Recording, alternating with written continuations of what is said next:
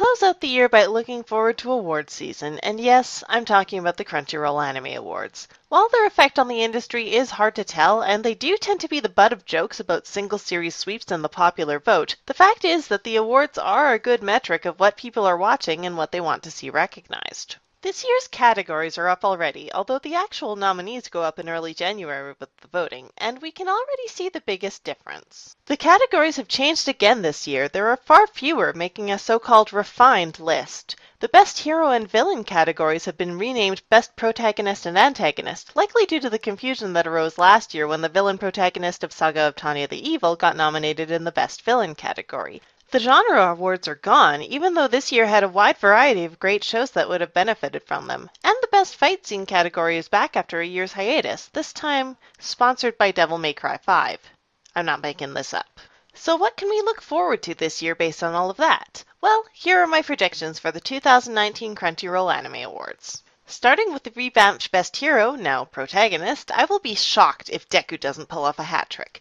Midoriya Izuku of My Hero Academia is a unique and well-loved protagonist in the popular shonen battle genre, and with Season 3 and the movie both airing in 2018 and drawing record numbers of viewers, Hiroaka is bigger than ever. Deku won Best Hero the last 2 years, and his character growth has continued to keep him popular.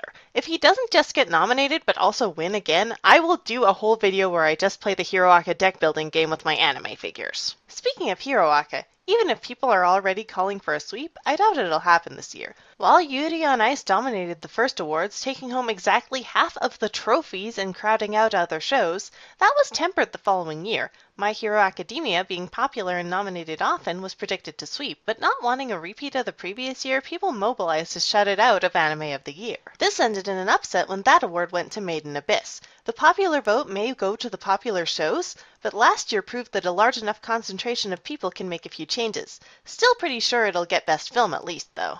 Crunchyroll sure took notice when the JoJo's fandom took action during the first awards. When Part 4 got only one nomination that year, in a category that it lost by less than 0.5%, the post-show report claimed that JoJo fans went a little OTT with the write-ins, voting for the show in every category and making it the most popular write-in in 3 of them. The following year, one of the hosts offered a symbolic apology in the award ceremony, wearing a tie that referenced Kira Yoshikage, the JoJo's character who barely lost Best Villain. With this and how heavily CR promotes the show these days, Fall 2018's JoJo's Part 5 is likely to at least get a few nominations. That or there might be a riot. New this year are voice actor awards for both dub and sub categories. I don't have any guesses as to who will win exactly, but I'm expecting the dub version to lean heavily towards simuldubs as opposed to dubs released on DVD and Blu-ray long after the show is over. And I'm not sure that's a bad thing. Simuldubs have greatly improved just in the last year, with many shows giving more lead time instead of shoving a few actors in a booth to get the episode out the same week that it aired in Japanese, so we don't get plot holes and bad assumptions. Okay, one guess for the outcome. If Cardcaptor Sakura, Hinamatsuri, or Zombieland Saga gets Amalia nomination, we can count on the Legion flooding the site. Bringing us back to the return of Best Fight Scene, I don't really have any predictions on that front, but the fact that it's a sponsored category draws some questions. Commercials airing during the awards are probably an absolute, but what else could a sponsored category mean? Maybe the band will play music from Devil May Cry and other Capcom properties like they did with the Cowboy Bebop celebration last year.